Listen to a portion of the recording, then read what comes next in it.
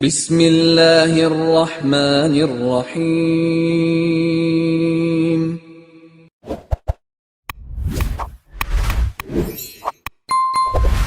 السلام علیکم ورحمۃ اللہ وبرکاتہ۔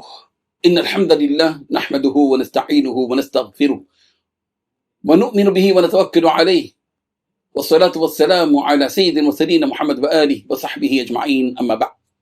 حاضرین و ناظرین، یہ درس حدیث نمبر 277 277 روایت سماعت کیجیے، ترجمے کے بعد تشریح کی جائے گی۔ بسم اللہ الرحمن الرحیم۔ عن ابی ہریرہ رضی اللہ عنہ قال سمعت رسول اللہ صلی اللہ علیہ وسلم يقول خرج نبی من الانبیاء بالناس يستسقي فإذا هو بالنملة رافعة بعد قوائمها إلى السماء فقال ارجعوا فقد استجيب لكم من أجل هذه النملة، رواہ الدارقطنی۔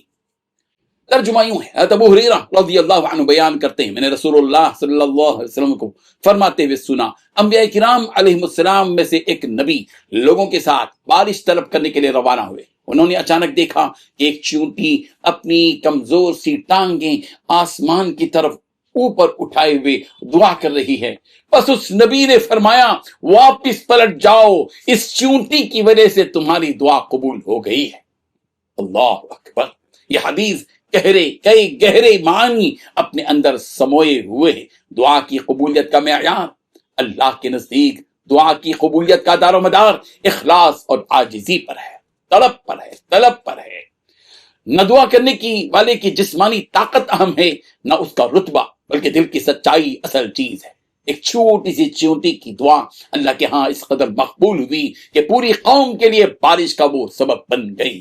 مخلوقات کی تسبیح اور دعا قرآن مجید میں ہے، وَإِن مِّن شَيْءٍ إِلَّا يُسَبِّحُ بِحَمْدِهِ وَلَكِن لَا تَفْقَهُونَ تَسْبِيحَهُمْ، سورۃ الاسراء آیت نمبر 44۔ اور کوئی چیز ایسی نہیں جو اللہ کی حمد کے ساتھ اس کی تسبیح نہ کرتی ہو، لیکن تم ان کی تسبیح کو سمجھتے نہیں۔ اس حدیث نے اس حقیقت کو مزید واضح کر دیا کہ جانور اور حشرات الارض بھی اللہ تعالیٰ کی عبادت اور دعا میں مشغول ہے۔ انسان کے غرور کی نفی کی جا رہی ہے کہ ایک معمولی چیونٹی کی دعا پوری قوم پر اثر انداز ہوتی ہے۔ یہ انسان کو یہ سبق دیتی ہے کہ وہ اپنے آپ کو بڑا نہ سمجھے اور اللہ کے دربار میں عاجزی اور انکساری اختیار کرے۔ اللہ کی رحمت کا بیان ہو رہا ہے۔ یہ واقعہ اللہ کی رحمت کی وسعت کو ظاہر کر رہا ہے کہ وہ کمزور مخلوق کی دعا کے صدقے میں بڑی بڑی مخلوقات کو فائدہ دیتا ہے۔ دعا کا اثر عام ہوتا ہے، دعا کا اثر صرف دعا کرنے والے تک محدود نہیں رہتا، بلکہ اس کے صدقے میں پوری قوم یا امت کو بھی فائدہ پہنچ سکتا ہے۔ انبیاء کی بصیرت، نبی کی نگاہ ظاہر سے باطن تک پہنچتی ہے۔ وہ سمجھ گئے وہ نبی وقت کے کہ ایک چونٹی اپنے دونوں ٹانگوں کو اوپر اٹھائے ہوئے آسمان کی طرف مانگ رہی ہے، تو فرمایا کہ جاؤ اے لوگو، اے میری قوم کے لوگو، پروردگار نے اس چونٹی کی دعا کو قبول کر لیا ہے۔ اللہ تبارک و تعالی ان حقیقتوں کو سمجھنے کی توفیق عطا فرمائے۔ آمین۔ وآخر دعوانا ان الحمد للہ رب العالمین۔